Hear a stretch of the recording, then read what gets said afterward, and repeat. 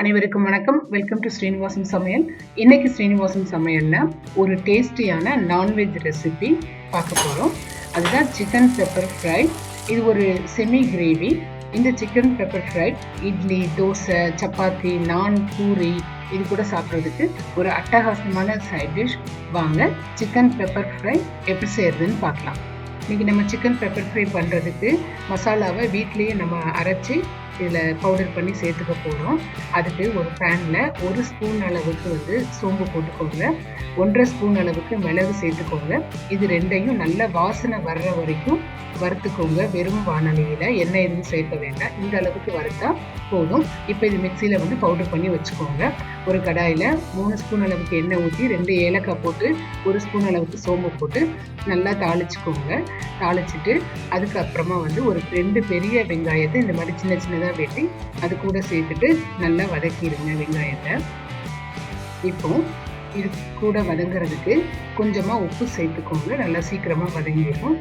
வெங்காயம் நல்லா வதங்கினதுக்கு அப்புறமா ஒரு பெரிய தக்காளி ஒன்று இந்த மாதிரி சின்ன சின்னதாக வெட்டி அதையும் கூட சேர்த்துக்கோங்க.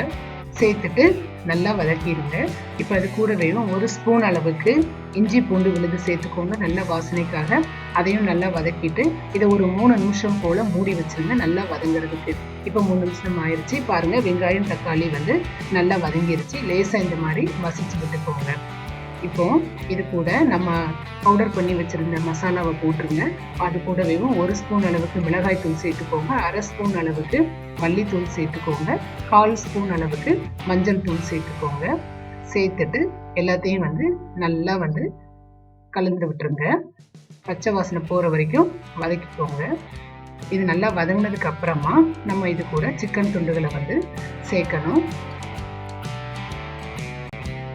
இன்னைக்கு நான் 1/2 கிலோ அளவுக்கு சிக்கன் எடுத்துக்கிறேன். அதை கழுவி நல்லா சுத்தம் பண்ணிட்டு இந்த மாதிரி உள்ளே சேர்த்துக்கோங்க. இப்போ இதை நல்லா வதக்கிடுங்க. இதில் நம்ம தண்ணி எதுவுமே சேர்க்கக்கூடாது. இது செமி கிரேவி மாதிரி தான் இருக்கும். சிக்கன் வேகிறதுக்கு உப்பு சேர்த்துக்கோங்க. சேர்த்துட்டு இதை நல்லா வதக்கிடுங்க. வதக்கிட்டு இதை ஒரு 5 நிமிஷம் வரைக்கும் வேக வச்சுருங்க. மூடி வச்சுருங்க. இப்போ பாருங்கள், 5 நிமிஷம் ஆயிடுச்சு. நம்ம தண்ணி எதுவுமே சேர்க்கலை, ஆனாலும் நல்லா தண்ணியாக இருக்குது. இப்போ பாருங்கள், சிக்கன் நல்லா வெந்துருச்சு. இது கூட கொஞ்சமாக எலுமிச்சை சாறு சேர்த்துக்கோங்க. 1 ஸ்பூன் அளவுக்கு நெய் சேர்த்துக்கோங்க நல்ல வாசனைக்காக. அது கூட 1/4 கப் அளவுக்கு கொத்தமல்லி தழை சேர்த்துக்கோங்க வாசனைக்காக. இப்போ சூப்பராக ரெடி ஆயிடுச்சு சிக்கன் பெப்பர் ஃப்ரை.